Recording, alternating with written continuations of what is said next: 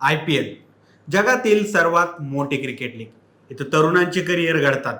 अगदी कमी वयात युवा खेळाडूंवर पैशांचा पाऊस पडतो. पण IPLच्या इतिहासातील एक गोष्ट नेहमीच मनोरंजक ठरते. ती म्हणजे प्रत्येक सीझनला सगळ्यात महाग खेळाडू पूर्णपणे फ्लॉप जातो. आणि आता ही वेळ आली आहे बॅट्समन आणि विकेट किपर रिषभ पंतवर. पंतला लखनौ सुपर जायंट्सनं तब्बल 27 कोटी रुपये मोजत आपल्या संघात घेतलं होतं. सुपर जायंट्सचे आतापर्यंत 3 सामने झाले आहेत. यातला केवळ ते एकच सामना जिंकू शकले आहेत. आता सोशल मीडिया आणि सगळीकडेच खापर फुटत आहे ते सुपर जायंट्सचा कर्णधार रिषभ पंत याच्यावर. त्यामुळे आता लखनौ काय करणार असं प्रश्न विचारले जात आहेत.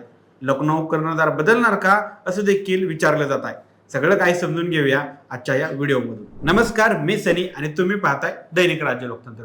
2025च्या IPL लिलाव हा मेगा लिलाव झाला होता. यात प्रत्येक टीमला केवळ 4 खेळाडूंनाच रिटेन करता आलं.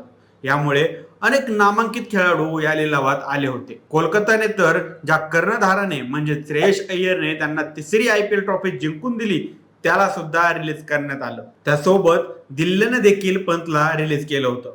तिकडे गेल्या वर्षात लखनौच्या मालकाने राहुलला थेट ग्राउंडवरच झापल्यामुळे तो देखील रिलीज झाला होता. पण या सगळ्यांना बाजूला सारत रिषभ पंतने बाजी मारली. 27 कोटी रुपयांची कमाई करत तो IPLच्या इतिहासातील सर्वात महाग खेळाडू ठरला. त्याला लखनौने लागलीच कर्णधार म्हणून देखील घोषित केलं. लखनौची तयारी झाली. पंतचा राज्याभिषेक झाला. रणनीती आखण्यात आली. पण लढायची वेळ आली आणि राजा पहिल्याच फटक्यात आडवा झाला. लखनौचा पहिलाच सामना दिल्ली सोबत झाला. एकेकाळी दिल्लीचा कर्णधार असलेल्या पंतच्या जायंट्सला दिल्लीने पहिल्याच सामन्यात 4 मुंड्या चित केलं. यात पंतची धावसंख्या होती 0. लखनौने दुसऱ्या सामन्यात अबकी बार 300 पार मानणाऱ्या हैदराबादला धूळ चारत विजय मिळवला. पण पंत पुन्हा फेल गेला. त्याला या सामन्यात देखील केवळ 15 धावा करता आल्या. तर 1 एप्रिल रोजी झालेल्या पंजाब विरुद्ध लखनौ सामन्यात पंजाबने एक हाती विजय मिळवला. यावेळी रिषभ पंत 2 धावांवर बाद झाला होता. तिन्ही सामन्यात फेल गेल्यापासूनच रिषभ पंतला सोशल मीडियावर ट्रोल केलं जातं. लखनौचे सर्वासर्वे संजीव गोयंका आणि रिषभ पंतचे मेम्स वाऱ्यासारखे पसरत आहेत. त्यात KL राहुलचा सहभाग देखील आहे. 2024 IPL दरम्यान संजीव गोयंका यांनी राहुलला सर्वांसमोर झापलेले फोटोज देखील समोर आलेले आहेत. मग आता प्रश्न येतो, रिषभ पंत आणि संजीव गोयंका या दोघांमध्ये सगळं काही सुरळीत आहे का?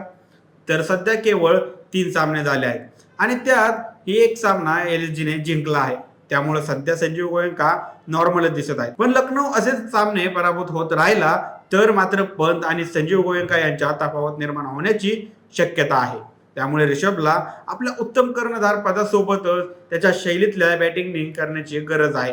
केवळ निकोलस पूरन सध्या लखनौचा भार सांभाळतो आहे. खरं तर 2024च्या IPL लिलावादरम्यान सगळे रेकॉर्ड्स मोडत मिचेल स्टार्कला कोलकाताने 24 कोटींपेक्षा जास्त किंमत मोजून संघात घेतलं होतं. सुरुवातीच्या अनेक सामन्यात स्टार्कला बऱ्याच बॅट्समननी घे बदललं होतं. स्टार्क पूर्णपणे फेल गेला होता. पण स्टार्कने अंतिमच्या काही सामन्यांमध्ये आपली उत्कृष्ट कामगिरीच्या जोरावर KKRला तिसरी IPL ट्रॉफी जिंकून देण्यात मोठा वाटा उचलला होता. सुरुवातीला ट्रोल होणारा स्टार्कच नंतर कोलकात्याचा धनी ठरला होता. त्यामुळं रिषभ पंत एक गुणवान खेळाडू आहे. सध्या त्याचा खराब फॉर्म चालू असल्यामुळे त्याला ट्रोल केलं जात आहे. पण पंतने जर आपली लय पुन्हा प्राप्त केली तर हा खेळाडू लखनौला शेवटपर्यंत घेऊन जाण्याची ताकद ठेवतो. अशी कामगिरी त्यानं 2023 मध्ये देखील केली आहे. कधीही अंतिम सामना न खेळलेल्या दिल्लीला अंतिम सामन्यात घेऊन जाण्यात रिषभ यशस्वी ठरला होता. त्यामुळे आता पंत लखनौला कुठपर्यंत घेऊन जाऊ शकतो हे पाहणं देखील महत्त्वाचं ठरणार आहे. रिषभ पंत कमबॅक करणार की लखनौची नाव या हंगामात बुडली जाणार? तुमची मते काय आहेत? आम्हाला कमेंट करून नक्की कळवा आणि जर राज्य लोकतंत्र चॅनलवर नवीन असाल तर चॅनलला नक्की सबस्क्राईब करा. धन्यवाद.